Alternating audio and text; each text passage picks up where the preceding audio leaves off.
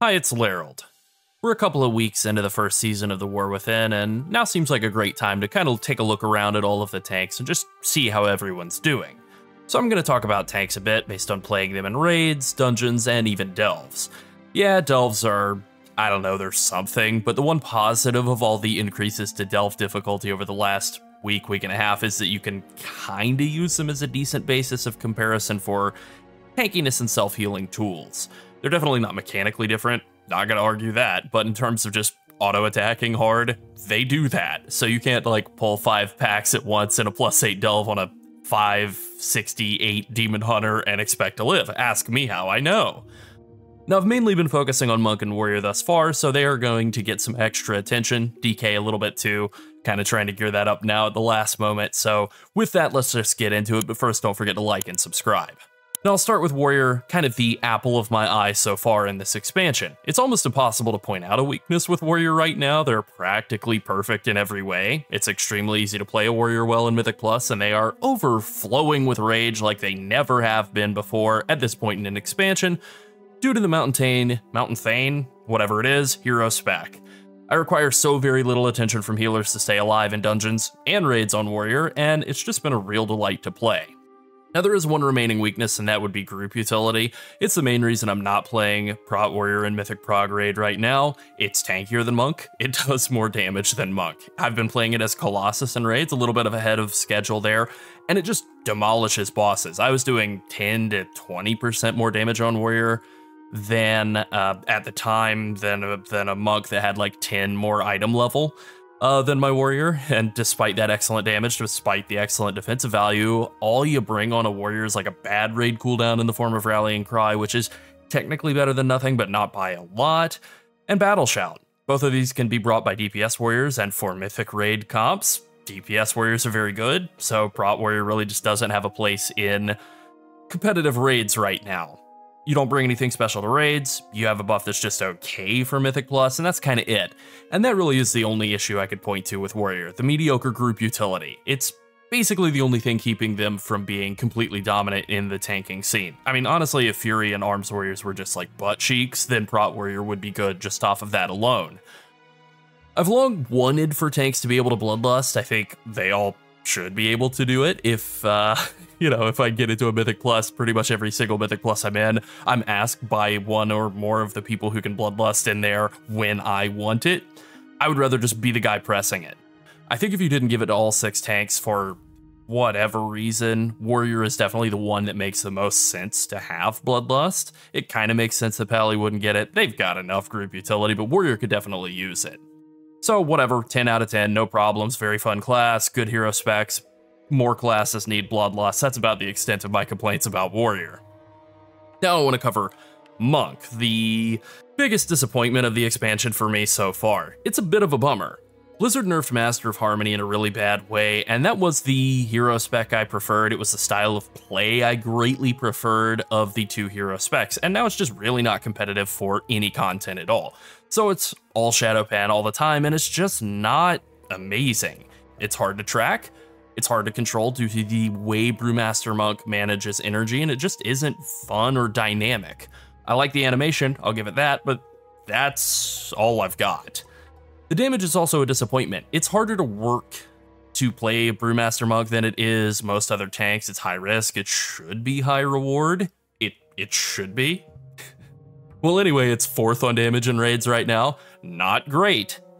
I'll just stop right here and drop my kind of big positive of Monk, and also say, like, I love Monk, right? I kind of started this channel with my channel manager, Sunset, in no small part because of how much I like Monk.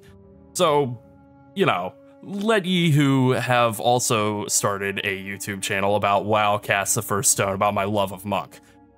The big positive here is the group utility. I really like the amount of AoE crowd control you have, especially in Mythic Plus. Leg Sweep is really still great, Ring of Peace is still great, I like Clash, I think it's kind of underrated, even though it's not amazing, I do think it's a little undervalued. The ability to remove poisons and diseases is very good, obviously the mobility is great. Now here's where things get worse for Brewmaster Monk. The biggest issue plaguing them isn't their lackluster hero specs or their below average damage output, it's the defense. To some extent, Monk has always been a tank that takes more damage and requires more healing than other tanks. That's the point of Stagger, it's the point of Celestial Fortune multiplying your healing intake. There's nothing wrong with this design, it's good. There is a problem with Celestial Brew providing the exact same amount of damage reduction as a single Ignore Pain. You can afford to hit Ignore Pain 12 times a minute in Mythic Plus, that's normal. I want to reiterate, that's super normal. Prot Warrior feels maybe a little overpowered, so like you could say maybe that's not the fairest basis of comparison, but you can't get remotely close to that kind of damage mitigation from Celestial Brew. You can't get remotely close to the level of damage mitigation of any other tank on a monk. Playing any other tank in dungeons and then switching to monk feels like you've accidentally switched over to tanking as Windwalker. I've spent more time poring over my own raid logs and like on the bosses that are a bit more normalized, things like Kaiveza and Sakran, I require about 50% more external healing on a monk than I do on warrior. That seems right. Like, it's a big difference, but it's manageable in a raid situation. Raid groups are a complex network of interdependencies. As the tank, you get a lot of passive healing from a whole team of players. All good. In Mythic Plus, I haven't really logged myself, probably should. I have footage, I've looked at like, you know, just details and stuff. And I also have obviously the feeling of playing several different tanks in Mythic Plus. I also just have public logs from high level players, and that pretty much all corroborates everything that I've been feeling. Since I wind up pugging a lot of the DPS I play with, so I play in kind of the middle of the night most of the time, I think that comparing high level players with set groups, consistent people that they play with, is probably more of an accurate basis of comparison than my own logs with randos anyways. So, in high-level Mythic Plus groups, monks require more than twice as much external healing as other tanks to stay alive. All of them. Warrior, Demon Hunter, Death Knight, Bear, the other one. It's bad for monk right now. Tanking dungeons on a monk is a trip through hell. In almost 20 years of playing this game, I've never felt less safe, like more unsafe defensively than I have in the past week of tanking Mythic Plus. I constantly feel like I'm at 40% health, barely able to stay alive. Then I swap to my warrior that has considerably less gear and tank the exact same dungeon with the same healer. And it's the least challenging thing I've ever done in my life. It's the gentlest walk in the park since a soft breeze blew me across Easy Street. This is a problem that was created by the last-minute tank nerfs that Blizzard rolled out at the end of the beta. It has once again affected Brewmaster monks more than other tanks. They did the exact same thing they did at the start of Dragonflight. You simply do not have adequate self-healing tools on a Brewmaster monk to compensate for your massively increased damage taken compared to the 5 other tanks. Monk is like an empty swimming pool in raid. Healers can just blast water hoses full of healing onto you, and it's not elegant, but it works. But in Mythic Plus, it doesn't work. You struggle, you fight, you scratch and claw, and then you die, just like life. So how would I fix it? I think the problematic thing about monks is that they deal really good damage in AoE, it's just their single target damage that's toilet mode, so like I wouldn't just buff their damage across the board. I think the main thing they need is just more damage reduction, but again, they're pretty good in raid defensively, so you don't want to just go like, here's a bunch of damage reduction, now they're overpowered in raid. I think the move is probably more of a baseline increase to mastery scaling, or maybe just a lot more armor. I don't think that would have a huge impact in raid, but it definitely would in Mythic Plus. Maybe just a baseline increase to the damage reduction value from Breath of Fire, though. 5% more damage reduction isn't going to really move the needle for him in raid, but it could actually be meaningful in Mythic Plus to just get a substantial buff in flat damage reduction. I think personally, I would just want more single target damage, just double the damage of Tiger Palm. That would pretty much do it for me for raid. Definitely wouldn't do anything to fix the the defensive problems in Mythic Plus, but you know, feel pretty cool to do a lot more damage in raid. Gotta say that. Now I want to move on to DK, and this should be kind of light and easy compared to the bit of monk criticism.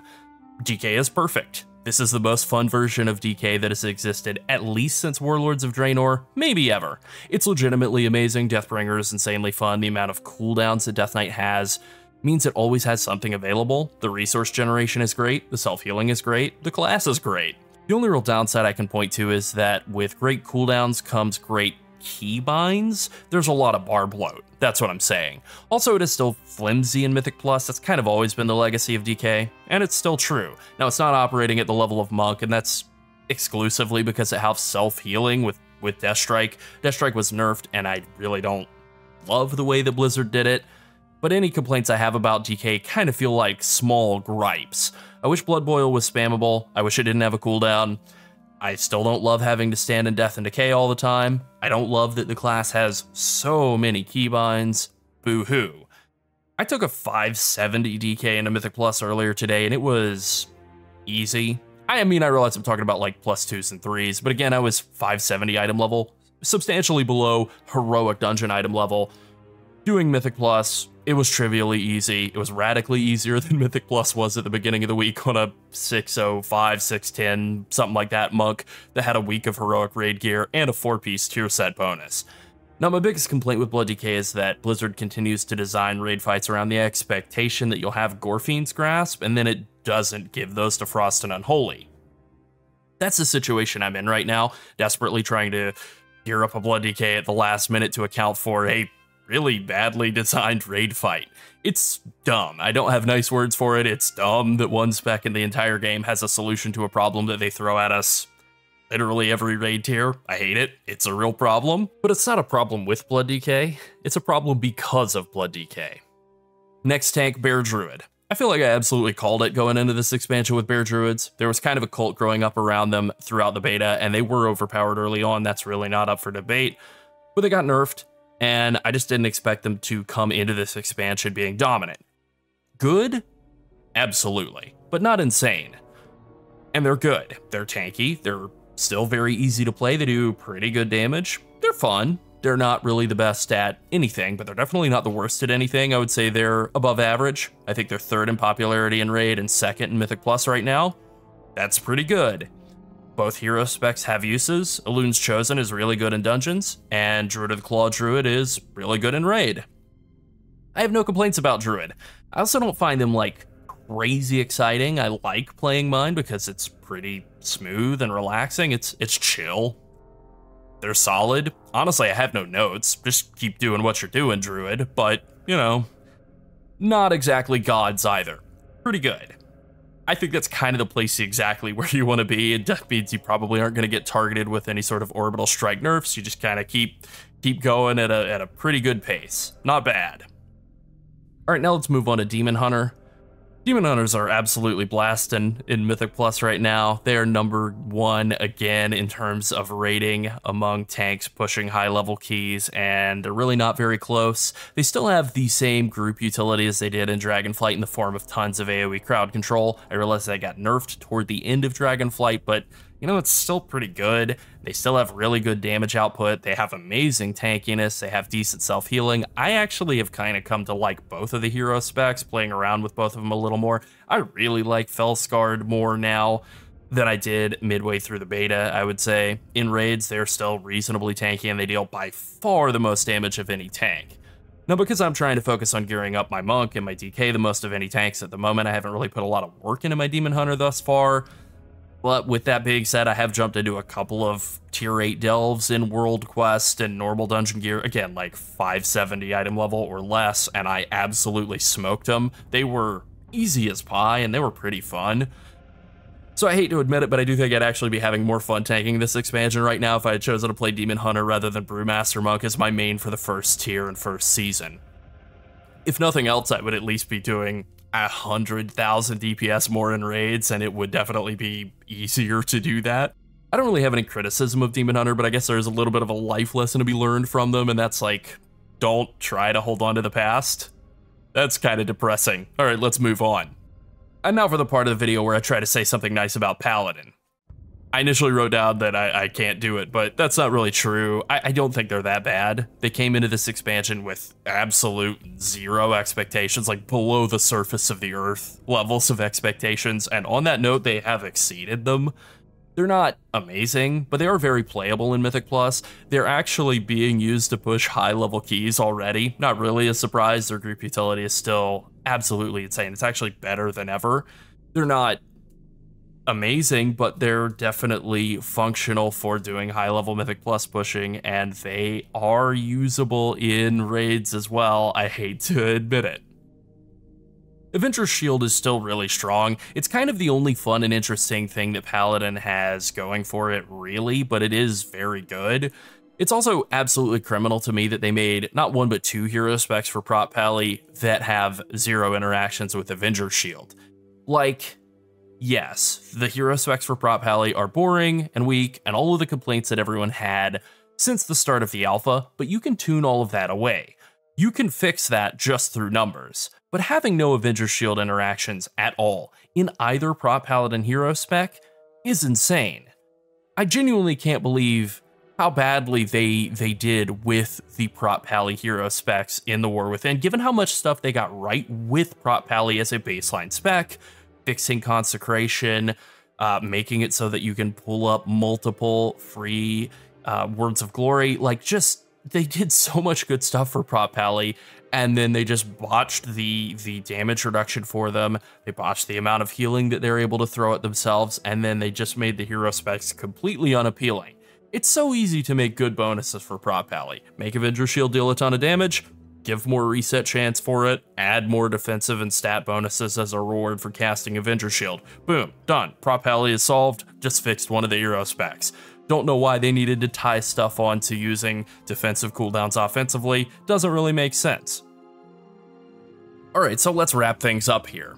Tanks in the War Within, fun? Absolutely. Balanced? Not really. If I could wave a magic wand and fix one thing, I think the biggest thing that really needs fixing is monks in Mythic Plus. I think that's by far the biggest miss of the expansion. It's stunning how much weaker they feel than every single other tank.